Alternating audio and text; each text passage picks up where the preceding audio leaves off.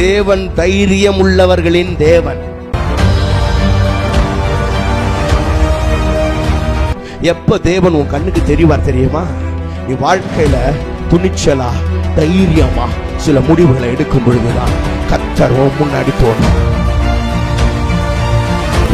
கிருபாசன தண்டையில நெருங்கி சேருகிற தைரியம் எதனாலே உண்டானது என்றால், தேவன் அன்பானவர் என்பதை சிங்காசனத்தை விட்டு இறங்கி சிலுவைக்கு வந்து மரித்து, மகனே நீ கிட்ட வா, நான் உன் மேல அவ்வளவு அன்பா இருக்கிறேன் அப்படின்னு ஆண்டவர் அந்த வழியை திறந்து காண்பித்ததுனால அவருக்கு என்ன கெப்பாசிட்டி இருக்கு, உன்னை கொண்டு அவரால் என்ன செய்ய முடியும் அப்படின்றத வச்சுதான் தேவன் உன்னை பார்க்கிறாரு. ஆமா, அருமையான தேவனுடைய பிள்ளைகளை, நீங்கள் யோசிக்கும் இடம் உங்களுடைய ஜீவனா, உங்களுடைய நல்ல நாட்களா, உங்களுடைய ஆசீர்வாதமான எதிர்காலமா, மகிழ்ச்சி நிறைந்த, களிப்பு நிறைந்த, சமாதானம் நிறைந்த, சந்தோஷம் நிறைந்த, எல்லாவற்றிலும் வாழ்ந்து சுகித்திருக்கக்கூடிய நல்ல ஒரு ஆவிக்குரிய குடும்பமாக, தேவ பக்திக்கான ஒரு குடும்பமாக, கர்த்தருக்கு சாட்சியாக, கர்த்தருக்கு மகிமையாக வாழக்கூடிய ஒரு வாழ்க்கையை நீங்கள் எதிர்பார்க்கிறீர்களா? நீங்கள் யோசிக்கும் இடம் எதுவோ அதற்கு நேராக உங்களுடைய வாழ்க்கையை பயணிக்க வைக்க உங்களால் முடியும் என்று கர்த்தர் சொல்றார். உங்களால் முடியும். சில ஆட்கள் என்ன நினைக்கிறாங்க தெரியுமா? பிரதர், நான் வாங்குற சம்பளத்தில் வரவு எட்டனா, செலவு பத்தனா, கடைசியில் துண்டனான்னு போகுது. பிரதர், நீங்க சொல்றதெல்லாம் சாத்தியமா? பிரதர், நான் சொல்றேன், உன் வருமானத்தை வச்சு நான் சொல்லலை, உன்னோடு கூட இருக்கிற கர்த்தரை வச்சு சொல்றேன். வருமானத்தினால தான் நம்ம வாழணும்னு நினச்சா இது வரைக்கும் நம்ம வாழ்ந்திருக்க முடியாதுன்றதை நீங்கள் மைண்டில் ஏற்றுக்க. முதல்ல நம்முடைய தேவன் அதிசயங்களின் தேவன். நம்ம வாழ்க்கையை கர்த்தர் ஆச்சரியமாக நடத்திக்கிட்டு இருக்கிறார். கர்த்தர் நம்மை ஆசீர்வதிப்பார். நம்முடைய கைகளின் கிரியைகளை அவர் ஆசீர்வதிப்பார். அவர் நினைச்சார்னா நம்முடைய வாழ்க்கையில் அற்புதங்கள் சாத்தியம். அல்லேலூயா. ஆமாம், சில நேரங்களில் நாம் என்ன நினைப்போம் தெரியுமா? என் கையில் இருக்கிற இதை கொண்டு நான் என்ன செய்ய முடியும்? உன் கையில் இருக்கிறத கொண்டே செய்ய முடியும். உன் கையில் இருக்கிறத கொண்டே கர்த்தர் என்ன பண்ணுவார்? அற்புதங்களை செய்வார். ஆமாவா இல்லையா? எத்தனை பேர் அதை நம்புறீங்க? 5 அப்பம் 2 மீன். சீஷர்கள் என்ன பண்ணாங்க தெரியுமா? நம்முடைய கைகளில் 200 பணம் இருக்கிறது, அந்த 200 பணத்தை கொண்டு இவ்வளவு பேருக்கும் சாப்பாடு கொடுக்க நம்மால் முடியாதே. ஐயரே, நம்மால் முடியாது, இவர்களை சீக்கிரமாக அனுப்பிவிடுங்கள், நம்மிடத்தில் இருப்பது நமக்கு போதுமானதாக இல்லை. இது இந்த படங்களில் இந்த வாய்ஸ் கொடுக்குறவன் இந்த மாதிரிலாம் கொடுக்குறான். பாவம், இவர்களை அனுப்பிவிடுங்கள். இயேசு கிறிஸ்து உடனே வந்துடுறார். நீங்களே அவர்களுக்கு போஜனம் கொடுங்கள், உங்களிடத்தில் என்ன இருக்கிறது? அவரு பாருங்க, படமாக பார்க்கக்கூடாது. அதை வாழ்க்கை ஆண்டவர் செய்த மிகப்பெரிய அற்புதம். ஆண்டவர் கேட்குறார், உங்ககிட்ட இருக்கிறத நான் ஆசீர்வதிக்கிறேன்டா. உன் கையில் என்ன இருக்கோ அதை நான் ஆசீர்வதிக்கிறேன். உன் கையில் இருக்கிறத கொண்டு நான் அற்புதங்களை செய்யக்கூடிய தேவன். கர்த்தரால் ஆகாத காரியம் ஒன்றுமே இல்லை. நம்முடைய தேவன் அதிசயங்களின் தேவன். எத்தனை பேர் அதை நம்புறீங்க? எல்லாரும் சொல்லுங்க, அதிசயங்களின் தேவன், என்னை அவர் ஆசீர்வதிப்பார். நான் சொல்றேன், நீ யோசிக்கும் இடம் எதுப்பா? நீ யோசிக்கும் இடம் எது? ஆகவே யோசிக்கும் இடத்திற்கு நீங்கள் போய் சேருவீர்கள். அதை ஆண்டவர் செய்வார். நீங்கள் பேசி பேசி அந்த இடத்துக்கு போக முடியும் என்று வேதம் சொல்லுகிறது. அது எப்படி செய்கிறது அப்படின்றத தான் இந்த பிரசங்கத்தில் நாம் பார்க்க போகிறோம். சரி, இப்போ முதல்ல இந்த வாயின் வார்த்தைகளும் வளமான வாழ்வும், அதில் அப்போ சாதாரணமாக பேசினாலே அப்படி முடியுமா அப்படின்னா, பேசினாலே அப்படி முடியும். ஏன்னா உங்கள் வார்த்தைக்கு, நாம் பேசுகிற வார்த்தைக்கு ஒரு வல்லமை இருக்கிறது என்று நான் சொல்லுகிறேன். வார்த்தையும் வல்லமையும், அதுதான் சப்ஹெட்டிங். அதில் தான் கொஞ்சம் சில காரியங்களை பார்க்க போகிறோம் இன்னைக்கு. வார்த்தைக்கு வல்லமை இருக்கிறது. நீங்கள் பேசும் வார்த்தை ஆற்றலினால் நிறைந்திருக்கிறது என்று வேதம் சொல்லுகிறது. சரி, அது எப்படின்றத நம்ம பார்க்க போகிறோம். முதல்ல ஒரு வசனத்தை வாசிக்கலாம். ஆதியாகமம் 1ஆம் அதிகாரம் 1வது வசனம். ஆதியாகமம் 1:1. ஆதியிலே தேவன் வானத்தையும் பூமியையும் சிருஷ்டித்தார். ஆதியிலே தேவன். எல்லாரும் சொல்லுங்க, ஆதியிலே தேவன். சத்தமா சொல்லுங்க, ஆதியிலே தேவன். எல்லாரும் சொல்லுங்க, ஆதியிலே தேவன். இந்த உலகத்தின் துவக்கத்தில் தேவன் தான் இருந்தார். இந்த உலகம் தேவனிலிருந்து உண்டாகியது. சிலருக்கு இந்த உலகம் எப்படி உண்டானது என்று ஆராய்ச்சி செய்து கொண்டிருக்கிறார்கள். செய்து கொண்டிருக்கட்டும், நல்லது, அவர்கள் தேடி கண்டுபிடிக்கட்டும். ஆனால் பரிசுத்த வேதம் சொல்லுகிறது இந்த உலகம் தேவனிலிருந்து உண்டானது. இந்த உலகத்தினுடைய தாய் தேவன். Price God. ஆமென். சர்வலோகத்திற்கும் தாய் தேவன். ஆமென். உங்களுக்கு விளங்குச்சுன்னா விளங்கிக்கங்க, விளங்கலைன்னா ஒன்றும் கஷ்டப்படாதீங்க. சில ஆட்கள் வேற வேற இந்த கிரியேஷன் ஸ்டோரியெல்லாம் நீங்கள் படிச்சீங்கன்னா சில மதங்கள் சில தத்துவங்கள் ஒவ்வொரு விதமாய் சொல்லுகிறது. ஒவ்வொரு மதங்களும் ஒவ்வொரு தத்துவங்களும் ஒவ்வொரு வித்தியாசமான கதைகளை வச்சிருக்கிறாங்க. ஸோ பரிசுத்த வேதம் சொல்லுகிறது இந்த உலகம் தேவனிலிருந்து உண்டானது என்று. ஆமென். அல்லேலூயா. ஆமாம். அதில் அறிவியலாளருடைய மிகப்பெரிய ஒரு தேடல் இது எப்படி வந்திருக்கும், அதனுடைய இந்த உலகத்தினுடைய ப்ராசஸிங்கில் ரொம்ப முக்கியமாக எவல்யூஷன் தியரி, பரிணாம கொள்கையை மிகப்பெரிய ஒரு காரணமாக மக்கள் நம்புகிறார்கள். பரிணாம வளர்ச்சியின் கொள்கையை மிகப்பெரிய காரணமாக அறிவியலாளர்கள் நம்புகிறாங்க. அப்படிதானே? ஆனால் நாம் அதை நம்பவில்லை. எக்ஸாமுக்கு வந்துச்சுன்னா எழுதிக்கங்க, ஆனால் வேதம் அப்படி சொல்லவில்லை. நான் வேதத்தை நம்புகிறேன். Praise God. அல்லேலூயா. நீங்கள் வேதத்தை நம்புகிறவர்களாக இருந்தால் என்னோடு சேர்ந்து ஆமேன் சொல்லலாம். நீங்கள் அறிவியலை நம்புகிறவர்களாக இருந்தால் ஆமேன் சொல்ல வேண்டாம், நீங்கள் அறிவியலோடு இருங்கள். Praise God. அல்லேலூயா. கர்த்தருக்கு மகிமை உண்டாவதாக. ஏனென்றால் வேதம் ரொம்ப தெளிவாக சொல்லுகிறது. தேவன் ஆதியிலே தேவன் வானத்தையும் பூமியையும் சிருஷ்டித்தார். எல்லாரும் சொல்லுங்க சிருஷ்டித்தார். எல்லாரும் சொல்லுங்க சிருஷ்டித்தார். தேவன் இந்த வானத்தையும் பூமியை சிருஷ்டித்தார். எப்படி சிருஷ்டித்தார்? ஹவ்? எப்படி தேவன் சிருஷ்டித்தார் என்று ஒரு கேள்வியை நாம் முன்வைப்போமானால் அதற்கு நமக்கு ஒரு பதிலை வேதமே கொடுக்கிறது. எபிரேயர் 11ஆம் அதிகாரம் 3வது வசனம் 2:3 நாம வாசிக்கலாம். எபிரேயர் 11:2-3க்கு நேராக உடைய வேத புஸ்தகத்தை திருப்புங்க. அதனாலே முன்னோர்கள் நற்சாட்சி பெற்றார்கள். சரி. விசுவாசத்தினாலே நாம் உலகங்கள் தேவனுடைய வார்த்தையினால் உண்டாக்கப்பட்டது என்றும். கவனிங்க, நீங்கள் விசுவாசிகளாய் இருப்பீர்களானால் சொல்லுங்க, நான் ஒரு விசுவாசி. நீங்க விசுவாசியா இருப்பீர்களானால் விசுவாசத்தினாலே எல்லாரும் சொல்லுங்க விசுவாசத்தினாலே. ஆமா, விசுவாசத்தினாலே நாம் என்ன சொல்லுகிறோம் என்றால் உலகங்கள் தேவனுடைய வார்த்தையினால் உண்டாக்கப்பட்டது என்று சொல்லுகிறோம். நாம் விசுவாசிகள், ஆகவே உலகங்கள் தேவனுடைய வார்த்தையினால் உண்டானது என்று சொல்லுகிறோம். மாறாக இந்த உலகத்தின் விஞ்ஞானிகள் சொல்லுகிறதை நாம் ஏற்க மறுக்கிறோம். Price God. ஆமென். ஆமாம், சில நேரங்களில் அறிவியல் ரொம்ப நல்லது, நல்ல ஆராய்ச்சியெல்லாம் படிக்க. ஆனால் அறிவு ஆண்டவருக்கு கீழ்ப்பட்டிருக்க வேண்டும். ஆண்டவருக்கு மேலே அறிவு போச்சுன்னா ஆபத்து. Praise God. அல்லேலூயா. சத்தமாக சொல்ல மாட்டீங்களே, அறிவு நல்லது, அது ஆண்டவருக்கு கீழே வச்சுக்க. மேலே வச்சுக்கிட்டேன்னா ஆபத்தாயிரும். ஆண்டவருக்கு கீழே அறிவு இருக்கட்டும், ஆசீர்வாதமாக இருப்பீங்க. நல்லது. ஆமேன் சொல்லுங்க பார்க்கலாம். அல்லேலூயா. எத்தனை PhD வாங்கினாலும் ஆண்டவருக்கு கீழே இருங்க. நல்லது. ஆண்டவருக்கு மேலே ஏறிட்டீங்கன்னா ரொம்ப கஷ்டம். ஆண்டவரை கேள்வி கேட்காதீங்க. ஆண்டவரிடத்தில் நல்லா கவனிங்க. உங்களை கிட்டி சேர்க்காத, தேவனை கேள்வி கேட்கிற, தேவனை விட்டு பிரிக்கிற அறிவு ஆபத்தானது. நீங்கள் அதை நோக்கி பயணிப்பீர்களானால் நீங்கள் கெட்டு போவீர்கள். இந்த உலகம் என்ன சொல்லிக் கொடுக்கிறது என்பதை நான் உங்களுக்கு சொல்லுகிறேன். இந்த உலகம் மனிதன் கெட்டு போவதற்கு வழிவகை செய்கிறது. என்ன வழிவகை? இந்த உலகத்தில் பாருங்க, எல்லா மதங்களும், பொதுவாக எல்லா மதங்களும் என்ன சொல்லுகிறது என்றால் ஒழுக்கமுள்ள வாழ்க்கையை சொல்லிக் கொடுக்கிறது. ஆனால் கடவுள் வேண்டாம் என்று சொல்லுகிற ஒருவர் ஒழுக்க நிலையிலிருந்து அவர் என்ன பார்க்கின்றாரு? வெளியே போயிடுறாரு. இன்னொரு முக்கியமான விஷயம் சொல்கிறேன். இந்த ஏத்திஸ்ட்லாம் சொல்லுவாங்க, என்ன சொல்லுவாங்க தெரியுமா? டிசிப்ளினாக வாழ்கிற ஒருத்தருக்கு கடவுள் தேவையில்லை அப்படின்னு. டிசிப்ளினாக வாழ்கிற ஒருத்தருக்கு யார் தேவையில்லை? கடவுள் தேவையில்லை. டிசிப்ளின் அவர் சொல்கிறார் இல்லையா? காலையில் உட்காந்து நைட்டு எழுந்து அப்படி போகிறது அவர் நினச்சினுக்கிறார், அதான் டிசிப்ளின். ஒருத்தன் டிசிப்ளினாவே கடவுள் இல்லாமல் மாறவே முடியாதுன்னு நான் சொல்கிறேன். பரிசுத்த வேதம் சொல்லுது. Praise the Lord. அல்லேலூயா. ஏன்னா இந்த டிசிப்ளின்றது வெறுமனே லைஃப் ஸ்டைல் இல்லை.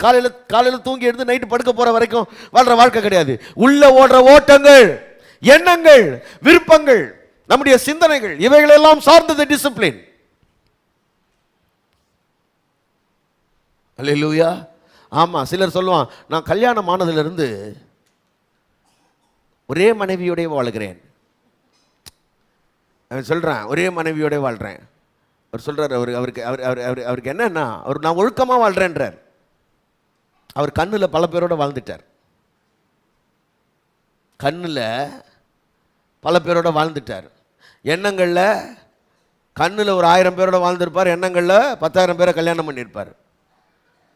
ஆனால் அவர் சொல்கிறாரு, நான் ஒரே மனைவியோட வாழ்கிறேன். அப்படி தான் வாழலாமே. நல்லா புரியலையா உங்களுக்கு? சில ஆட்கள் ஒழுக்கம் என்று பேசுகிறவர்கள் ஒழுக்கமாக இல்லைன்னு சொல்கிறேன்.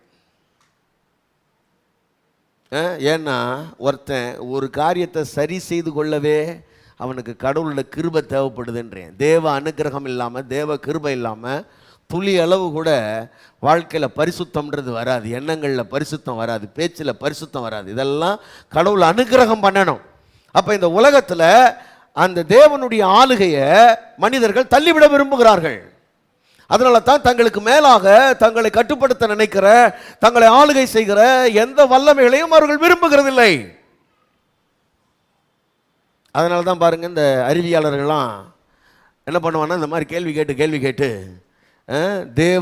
தேவனுடைய ஆளுகையை தள்ளி விடுவார்கள். நான் வரேன், அதுக்கு பின்னாடி வருவேன். ஏன்னா இங்கே தான் ஆபத்து மறைந்து கிடக்கிறது. கவனிங்க அருமையான தேவனுடைய பிள்ளைகளே, உங்களுடைய வாழ்க்கை ஆபத்திலிருந்து அடைக்கலத்திற்கு வர வேண்டுமானால் கவனிங்க, தேவனுடைய ஆளுகைக்கு உங்களை விட்டு கொடுங்கள். இந்த சத்திய வேதத்தை நீங்கள் நம்ப வேண்டியது அவசியம். இதை நீங்கள் தூக்கி ஓரமாக வச்சிட்டிங்கன்னா உங்கள் வாழ்க்கைக்குள்ள தேவன் தேவையில்லை. இந்த வேதம் போதிக்கிற தேவன் உங்களோட வாழ்க்கையில் இருப்பாரானால் நீங்கள் பாதுகாக்கப்பட்டவர்களாக இருப்பீர்கள். ஆமென், அல்லேலூயா. ஆமாம், சில ஆட்கள் அதெல்லாம் கொஞ்சம் நம்புறதில்ல பாருங்கள். ரொம்ப வருத்தமாக இருக்குது. சில நேரத்தில் ரொம்ப லாஜிக்கலாக திங்க் பண்ணுறதா நினப்பு சில ஆட்களுக்கு. ரொம்ப அறிவாளின்னு நினப்பு. கெட்டு போயிடுவான் பாவம், வாழ்க்கை கெட்டு போயிடும். ஜாக்கிரதையாக இருங்க. Praise God. ஆமென். நல்லா சத்தமாக சொல்லுங்க ஆமென். நல்லா யோசி, நல்லது யோசி. பக்கத்தில் கம்ப்யூட்டர் சொல்லுப்பா. நல்லா ஏன்னா கோச்சின்னு இருக்கிறீங்களா? ஒரு நம்ம யாருக்கிட்ட, ராஜன் பிரதர்கிட்ட சண்டையா? நல்லா பக்கத்தில் பார்த்து சிரிச்சு சொல்லுங்கள். நல்லா யோசி, நல்லது யோசி, வேண்டாத யோசிக்காத, தேவனுக்கு விரோதமாக யோசிக்காத. அதனால தான் நான் சொல்கிறேன், நான் சொல்கிறது எல்லாம் முதல்ல வேதத்துக்குள்ளே இருக்குதான்னு போய் பாருங்கள். வேதத்தை உட்காந்து வாசிங்க. அதுக்கு பிறகு அதை நீங்கள் என்ன பண்ணுங்கள், ஏற்றுக்கொள்ளுங்கள். அதனால தான் இன்றைக்கு உலகத்தில் இது கடைசி காலமாக இருக்கிறது. இந்த வேதத்தை தேவனுடைய வார்த்தை இல்லை என்று சொல்லுவதில் உலகம் ரொம்ப தீவிரமாக இருக்குது. இந்த பைபிளை தேவனுடைய இதுக்குள்ளே இருக்கிற டிவைன் ஆத்தர்ஷிப், அதாவது இதுக்குள்ளே இருக்கிற தெய்வீக எழுத்து, இதை எழுதினவர் பரிசுத்தாவியானவர் நாம் சொல்கிறோம். ஆமாவா இல்லையா? இதை பல மனிதர்கள் எழுதியிருந்தாலும் ஆவியின் ஏவுதல்னாலே அவர்கள் எழுதியிருக்கிறார்கள் என்று நாம் விசுவாசிக்கிறோம். ஆனால் அதை இப்போ உலகம் மறுக்கிறது. நீங்கள் நிறைய பைபிள் காலேஜுக்கு போனீங்கன்னா நிறைய பேர் அதை மறுக்கிறாங்க. பைபிள் காலேஜில் சொல்லி கொடுப்பாங்க, இது ஆவியானவர் எழுதலை, மனுஷன்தான் எழுதலான்னு. எழுதிட்டு போட்டோம். நான் என்ன சொல்கிறேன்னா, கண்ணை மூடி மனிதனே எழுதியிருந்தாலும் நான் அதைத்தான் நம்ப போகிறேன். ஏன்னா என் வாழ்க்கைக்கு அது தேவையானதுன்னு சொல்கிறேன். Praise God. ஆமென். என்னோடு கூட கண்மூடித்தனமாக இந்த வேதத்தின் எழுத்துக்கள் ஆவியானவரால் எழுதப்பட்டது என்று நம்புகிறவர்கள் இந்த சபையில் தொடர்ந்து நீங்கள் வரலாம். ஏன்னா ஆவியானவர் என்ன உங்களுக்கு சொல்லிக் கொடுக்குறாரோ அதை நாங்கள் பிரசங்கிப்போம். அல்லேலூயா. ஆமாம், இல்லை இது மனுஷங்க எழுதுனது, இது வேற மாதிரினா நீங்கள் உங்களுக்கான சபை இதுவாக இருக்காது. ஏன்னா இதில் எழுதப்பட்ட அத்தனையும் பரிசுத்த வேத எழுத்துக்கள் என்று விசுவாசிக்கிற சபை இது. அல்லேலூயா. ஆமாம்.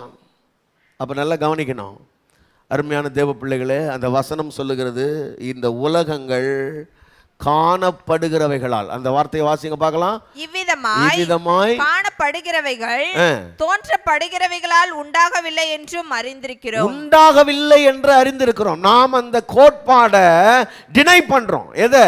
எவல்யூஷன் தியரியை நாம மறுக்கிறோம். நாம் அதை ஏற்கவில்லை. சரியா? ஒன்றை விசுவாசிக்கிறதுனாலே மற்றொன்றை நாம் என்ன பண்றோம்?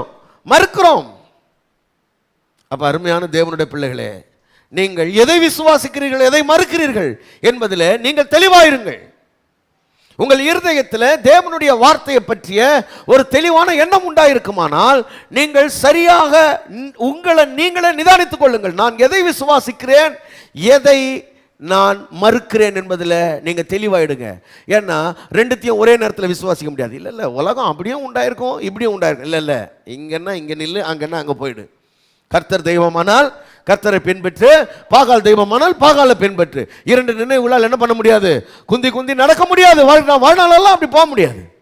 அப்ப தேவனுடைய வார்த்தையை விசுவாசிக்கிறவர்கள் என்ன பண்றோம் அப்படின்னா, இந்த உலகங்கள் தேவனுடைய வார்த்தையினாலே உண்டாயிற்று என்று நாம் நம்புகிறோம். தேவனுடைய வார்த்தையினால் உண்டாயிற்று. எல்லாரும் சொல்லுங்க, தேவனுடைய வார்த்தையினால் உண்டாயிற்று.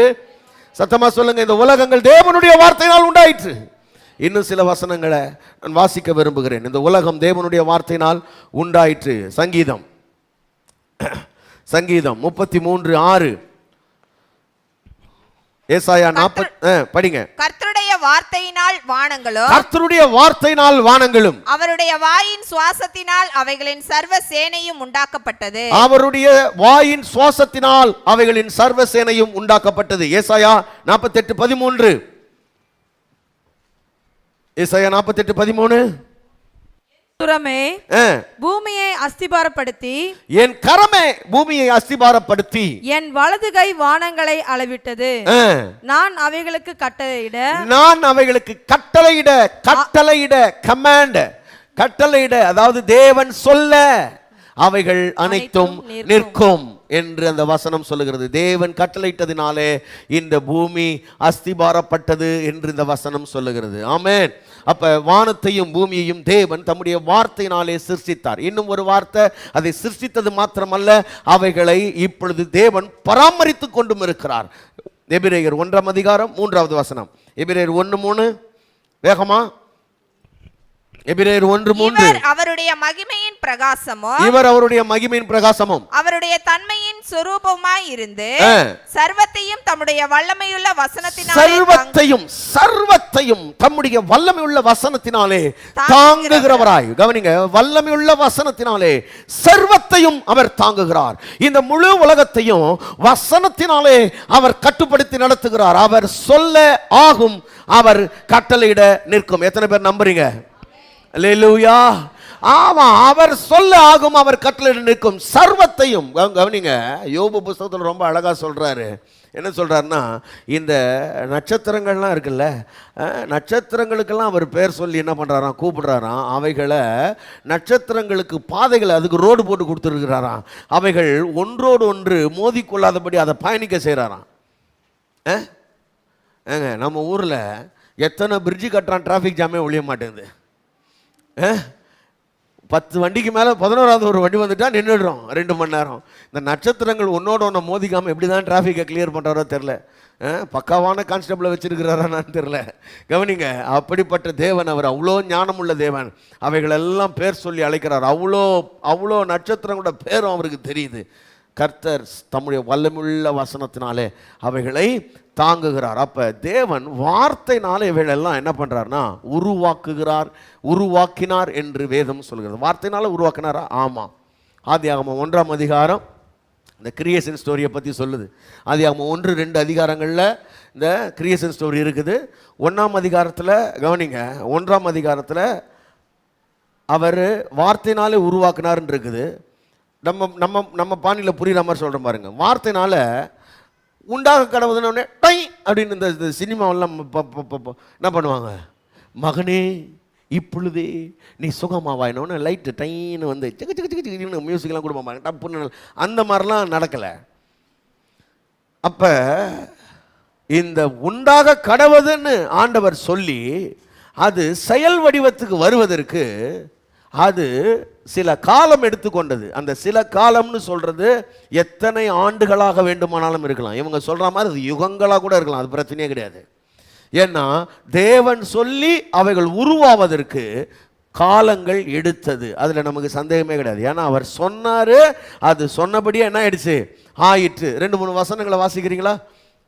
வாசிங்க பார்க்கலாம். ஆதியாகமம் 1ஆம் அதிகாரம் 3வது வசனம். தேவன் வெளிச்சம் உண்டாக கடவது என்றார். தேவன் வெளிச்சம் உண்டாக கடவது என்றார். வெளிச்சம் உண்டாயிற்று. வெளிச்சம் உண்டாக கடவது என்று சொன்னார். எல்லாரும் சொல்லுங்க, சொன்னார். சொல்லுங்க, சொன்னார். அப்ப தேவனே சொல்ல வேண்டியதா இருந்தது. தேவனே பேச வேண்டியதா இருந்தது. தேவன் பேசினார், அடுத்தது என்ன ஆயிற்று? சொல்லுங்க. தேவன் பேசினார், உண்டாயிற்று. தேவன் பேசினார், உண்டாயிற்று. அப்ப தேவன் பேசினா ஒரு காரியம் நடக்குது. ரைட். 6வது வசனம். பின்பு தேவன் ஜலத்தின் மத்தியில் ஆகாய விரிவு உண்டாக கடவது என்றும் அது ஜலத்தினின்று ஜலத்தை பிரிக்க கடவது என்றும் சொன்னார். எல்லாரும் சொல்லுங்க, சொன்னார். சொன்னார். அப்ப என்ன ஆயிடுச்சு? 7வது வசனம். தேவன் ஆகாய விரிவை உண்டு பண்ணி, தேவன் ஆகாய விரிவை உண்டு பண்ணி, ஆகாய விரிவுக்கு கீழே இருக்கிற ஜலத்திற்கும் ஆகாய விரிவுக்கு மேலே இருக்கிற ஜலத்திற்கும் பிரிவு உண்டாக்கினார். அது அப்படியே ஆயிற்று. கவனிங்க, 6வது வசனத்தின் கடைசி வார்த்தையையும் 7வது வசனத்தினுடைய கடைசி வார்த்தையையும் நான் இப்படி சொல்லுகிறேன். அவர் சொன்னார், அது அப்படியே ஆயிற்று. அவர் சொன்னார், அது அப்படியே ஆயிற்று. எல்லாரும் சொல்லுங்க, அவர் சொன்னார், அது அப்படியே ஆயிற்று. அவர் சொன்ன மாதிரி ஆயிற்று. அவர் சொன்னதுக்கு கொஞ்சம் கூட மாறல. அவர் என்ன சொன்னாரோ அப்படியே ஆயிற்று. அப்ப தேவன் சொல்லுகிற விதமாகவே அவைகள் ஆயிற்று. அப்ப நல்லா கவனிங்க, தேவனுடைய வார்த்தை, தேவனுடைய வாயிலிருந்து புறப்படுகிற வார்த்தைக்கு உருவாக்கக்கூடிய ஒரு ஆற்றல் இருக்கிறது. எத்தனை பேர் அதை நம்புறீங்க?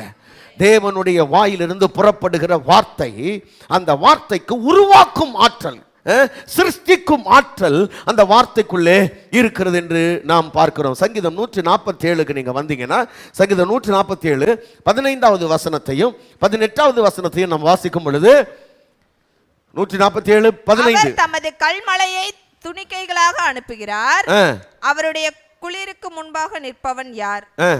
15, அவர் தமது வார்த்தையை பூமியிலே அனுப்புகிறார், அவர் தமது வார்த்தையை பூமியிலே அனுப்புகிறார். அவருடைய சொல் மகா தீவிரமாய் செல்லுகிறது. அந்த பூமியிலே அந்த வார்த்தைகள் வந்து என்ன பண்ணுது? தீவிரமாய் செல்லுகிறது.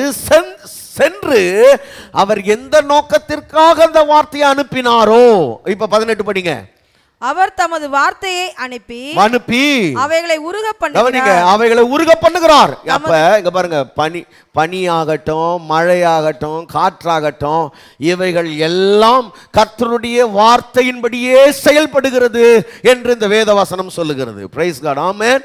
ஆமா, நீங்க பார்க்கிற எல்லாம் வார்த்தைக்கு கட்டுப்பட்டு நடக்கிறது. சகலமும் கர்த்தருடைய வார்த்தையின்படி நடக்கிறது என்று நாம் அங்கே வாசிக்கிறோம். அப்ப ஆண்டவர் சொல்றாரு, ஏசாயா 55ஆம் அதிகாரம் 11வது வசனத்துல, நான் என் வார்த்தையை அனுப்பினா, என் வார்த்தையை நான் பூமிக்கு அனுப்பினா, அவர் சொல்றாரு. அதை எதோட கம்பேர் பண்றாருன்னா, படிங்க ஏசாயா 55. அப்படியே என் வாயிலிருந்து புறப்படும் ஒவ்வொரு வசனம் இருக்கும். அப்படியே, அந்த அப்படியேன்றதுக்கு முன்னாடி போயிடுமா? 10வது வசனம் படிங்க. மாரியும் உறைந்த மழையும் வானத்திலிருந்து இறங்கி. எல்லாரும் மழையை பார்த்துருக்கீங்களா? மழையை பார்த்துருக்கோமா? மழை எதுக்கு வருது? மழை இங்க வந்து இந்த பூமியை நினைச்சு, இந்த பூமியில நாம சாப்பிட்றதுக்கான ஆகாரத்தெல்லாம் விளைவிச்சிட்டு, அதுக்கு பிறகு அந்த தண்ணி என்ன பண்ணுது? எங்கேயோ போய் ஆறுகள்ல, ஏரிகள்ல, கடல்ல போய் விழுந்து அங்கிருந்து ஆவியாகி மறுபடியும் என்ன பண்ணுது? மேகங்களுக்கு போயிருது. அப்ப மழை வந்து இந்த பூமியில பயிரை முளைப்பிச்சிட்டு அது தன்னுடைய மேகங்களுக்கு போயிருது. அப்ப ஒரு மழை இந்த பூமியின் மேல பெய்வதற்கு ஒரு நோக்கம் இருக்கிறது போல, அப்படியே எப்படியோ, அங்க பாருங்க, அந்த வார்த்தை எப்படி இருக்கு? விதைக்கிறவனுக்கு விதையையும் புசிக்கிறவனுக்கு ஆகாரத்தையும் கொடுக்கிறது எப்படியோ அப்படியே. அப்படியே என் வாயிலிருந்து புறப்படுகிற, எல்லாரும் சொல்லுங்க, அவர் வாயிலிருந்து புறப்படுகிற, அவர் வாயிலிருந்து புறப்படுகிற வார்த்தையும் இந்த பூமிக்கு வந்து வசனமும் இருக்கும். அது வெறுமையாய் அது வெறுமையாய் திரும்பாமல், சொல்லுங்க, அது வெறுமையாய் திரும்பாமல். இந்த வார்த்தை ஆவியானவரிடத்திலிருந்து புறப்பட்டு வந்துருச்சுன்னா, அது திரும்ப வெறுமையாய் அவரிடத்துக்கு திரும்பாமல், அது நான் விரும்புகிறதை செய்து நான் அனுப்பின காரியமாகும்படி வாய்க்கும். கவனிங்க, அவர் வார்த்தை அவர் விரும்புகிறதை செய்யும். Praise God. ஆமென். கொஞ்ச நேரத்துக்கு முன்னாடி சொன்னேன், உங்க வார்த்தை நீங்க விரும்புற இடத்துக்கு கொண்டு போய் சேர்க்கும். அவர் வார்த்தை அவர் விரும்பினதை செய்யும். உங்க வார்த்தை உங்க விருப்பத்தை நிறைவேற்றும். Praise God. ஆமென். ஆமா, நான் விரும்புகிற காரியமாகும்படி அது செய்யும். அப்ப என் வார்த்தை என் விருப்பப்படி செய்யும் அப்படின்னு அங்க சொல்றார். அருமையான கர்த்தருடைய பிள்ளைகளே, நான் உங்களுக்கு சொல்லுகிறேன், இந்த வார்த்தைக்கு சிருஷ்டிக்கக்கூடிய வல்லமை இருக்கிறது. தேவன் என்ன பண்றாருன்னா சிருஷ்டிக்கிறார். அதை ஆக கடவுதுன்னாரு. கவனிங்க, இது இன்னும் கொஞ்சம் ஒரு விஷயத்த சொல்கிறேன், அப்புறம் இன்னொன்று சொல்லிட்டு நான் முடிச்சிடுறேன். ஒன்று, இந்த டைம் இருக்குது பாருங்கள், இந்த டியூரேஷன், இந்த கால அளவு. தேவனை விழெல்லாம் சிருஷ்டிக்கிறதுக்கு எவ்வளோ காலம் இருக்குது? எவ்வளோ காலம் வேணா இருக்கட்டும். நம்ம ஆளுங்க சொல்கிற மாதிரி, அறிவியலாளர்கள் சொல்கிற மாதிரி எத்தனை மில்லியன் வருஷம் வேணா இருக்கட்டும், அது பிரச்சனையே கிடையாது. ஆனால் ஆனது எதனால் ஆச்சுன்னா தேவன் சொல்லி தான் ஆச்சுன்னு நாம் சொல்கிறோம். அவர் உண்டாக கடவுதுன்னு சொன்னார், அது அப்படியே ஆயிடுச்சு. ஏன்னா இவன் என்ன நினைக்கிறான்னா, அவைகள்லாம் 7 நாளில் கர்த்தர் உண்டாக்குனார்னோடனே இந்த 7 நாளையும் அவன் பிடிச்சிட்டு இருக்கிறான். அவர் 7 நாள்லையும் உருவாக்க வல்லவர். அவருக்கு ஒரு நாள் 1000 வருஷம் போல இருக்குதுன்னா 1000 ஆண்டுகளில் உருவாக்க வல்லவர், 1,00,000 ஆண்டுகளில் உருவாக்க வல்லவர். அது எங்களுக்கு பிரச்சனை இல்லை, தேவன் தான் உருவாக்கினார் என்பது தான் எங்களோட வாதம். ரைட். இப்போ பாருங்க, இப்போ என்னன்னா தேவன் அவர் சொல்லியபடியே ஆயிற்று அப்படின்னா, இந்த 11வது வசனத்தை நீங்க பார்த்தீங்கன்னா 11வது வசனத்துல அப்பொழுது தேவன், பாருங்க, நான் வாசிக்க வேண்டாமா, அங்க என்ன இருக்குன்னா, அங்க இந்த புல் பூண்டுகள், செடிகள், மரங்கள் இவைகளெல்லாம் உருவாக்குறதுக்கு தேவன் என்ன பண்றாருன்னா சொல்றாரு. இருக்கா? 11வது வசனத்துல இருக்கு. அப்ப அவைகள் அவர் சொல்றாரு அப்படியே ஆயிற்றுன்னு இருக்கும். அங்க அப்படியே ஆயிற்றுன்னு இருக்கும். இதை நான் உங்களுக்கு அப்புறம் நான் எக்ஸ்பிளைன் பண்றேன். சொன்னபடியே ஆயிற்றுன்னு இருக்கும். ஆனா 2ஆம் அதிகாரம் 5வது வசனத்துக்கு வந்தீங்கன்னா அங்க என்ன இருக்கும்னா, புல் பூண்டுகள்லாம் இன்னும் முளைக்கல அப்படின்னு இருக்கும். இங்க ஆயிற்றுன்னு இருக்கும், இங்க இன்னும் முளைக்கலன்னு இருக்கும். அதாவது இந்த அந்த ப்ராசஸிங் டைமை பற்றி இங்க சொல்றாரு, எக்ஸ்பிளைன் பண்றாரு. அவர் சொன்னாரு அது ஆயிற்று. அது ஆயிற்றுன்றது எங்க ஆயிற்று தெரியுமா? பாருங்க, அவர் சொல்லும் போதே அவருக்கு தெரியும் அது ஆகும்னு. அவர் பேசும்போதே அவருக்கு தெரியும் இது ஆகும்னு. அதனால அவர் சொல்றாரு அது சொன்னபடி ஆயிடுச்சு, முண்டிடுச்சு அதுன்றாரு. ஆனா உடனே அது நடந்துச்சானா? நடக்கல. அது நடக்கிறதுக்கு கொஞ்சம் காலத்தை அது எடுத்துக்கொள்ளுது. எப்ப?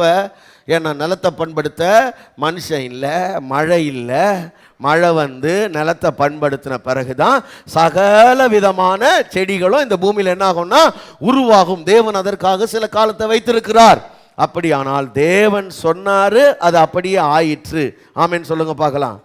முதல்ல நீங்க சொல்லும் போதே அது ஆயிற்றுன்ற எண்ணம் உங்களுக்கு வரணும். இது நடக்கும்னு உங்களுக்கு தெரிஞ்சு பேசணும். நடக்காதுன்னு நினச்சிக்கினே பேசக்கூடாது.